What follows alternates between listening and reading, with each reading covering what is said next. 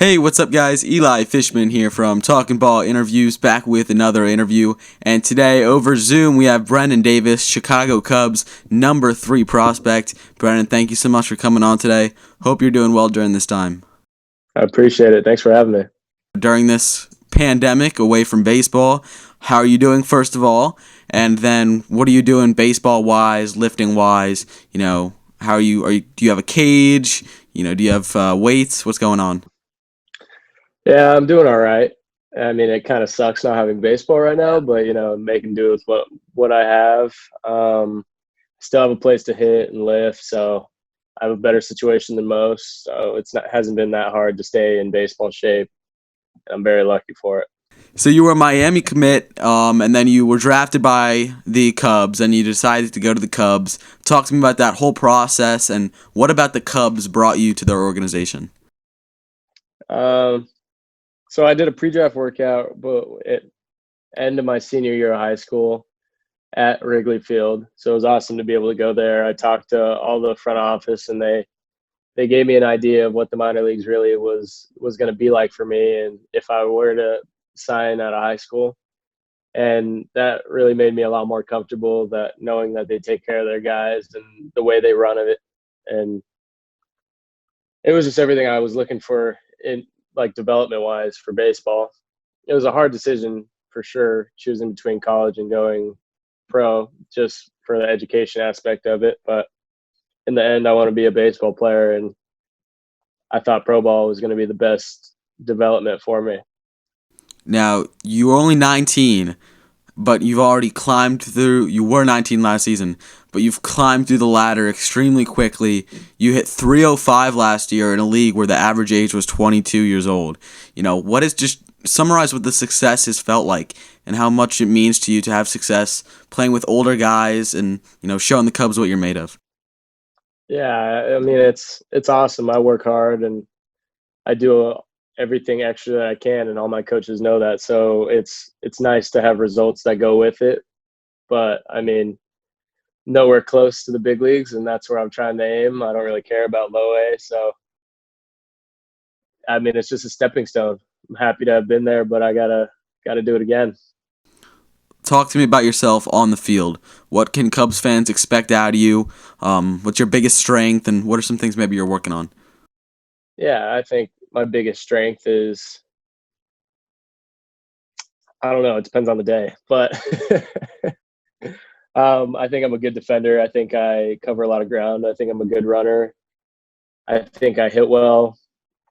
So I mean, I think I have all the tools. I think I can just get better at all the tools, if that makes sense. I wouldn't say I'm bad at anything. I think I just can improve on stuff. Now, from 2018 to 2019, in your rookie debut in 18 games, no homers. But then in 2019, 50 games, 8 homers. And I just watched your highlights a minute ago before. You hit some absolute moonshots this season with South Bend. Did you get in the weight room a lot? Was there anything you were working on before this season? Yeah, I started eating. No, I gained about 15 pounds my first year in pro ball, and it was really just a great strength and conditioning program that the Cubs have, and refining my diet so I would gain weight while I was lifting. I played basketball in high school, and I could just never keep weight on because I was just always running up and down the court. So just focusing on baseball made it really easy to revamp my body and make it the way I wanted to, and it's really helped me in the strength side of things. Now talk to me about the Brennan Davis off the field. What's one thing that a lot of people may not know about you? I'm on a quest to be the next Tiger Woods. Currently, I shot 18 Okay. this morning. Shot a shot a 92. Not very good. I started a few months ago, but it's been fun learning, trying to figure out another sport like golf, and so challenging, and all my buddies do it. It's just a good time. Now, what's your opinion on the state of the game overall today? If you were to be MLB commissioner for one day, what would you do? I think robo umps is a cool idea, but it kind of takes away the catcher's job. I mean, catchers will just be they'll turn into guys who can just catch the ball, have absolute hoses for arms, and hit absolute tanks because there'll be no like skill to catching. You just have to catch it, and then they're going to tell you if it's a strike or not. Um, like the whole thing about decreasing the minor league teams, I think they should like cutting 40 teams. I think they should because there's a lot of affiliates out there that just aren't well kept and they're just old. And I feel like guys deserve better playing fields and better accommodations with all the hard work they put in. So I think that's a good idea, and that would ultimately mean that they would have to reduce the draft a little bit to less than 40. So I'm all for it. I think that would make minor league baseball more competitive, and make the game harder, honestly. Coming up through the minors for the last 2 years, what are some of the biggest pieces of adversity, throughout that grind that you've had to face? Big thing was figuring out myself. I had so many guys trying to give me advice on how to swing and how this person swings or how like this person swings and all this stuff. But at the end of the day, you're the one in the box and nobody is exactly like you. And that took me a second to figure out.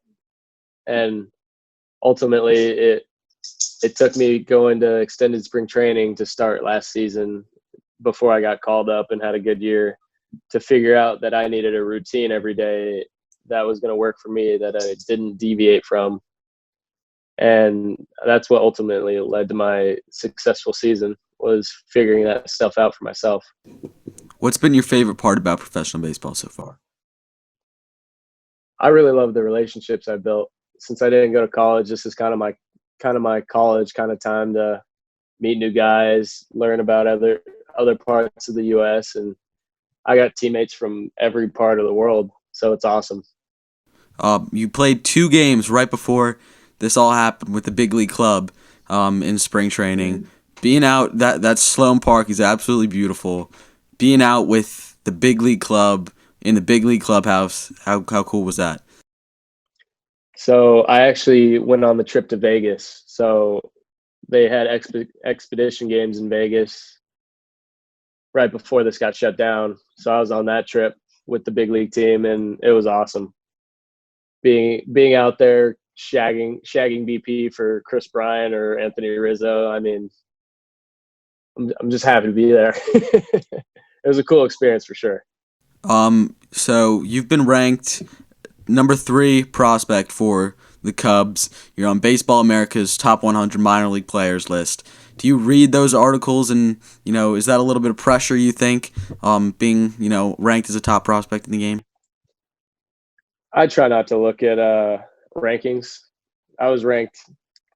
I mean, I see them all because people send them to me and it's hard to avoid it. But like, I was ranked 150 going into the draft, like 150 best prospect, and I went 62 overall. So I mean, you try not to weigh those too much because it's all talk. Nothing really matters until you produce, and that's the way I look at it. All right, man. Thank you so much for joining me today. I really, really appreciate it. Of course, I was happy to.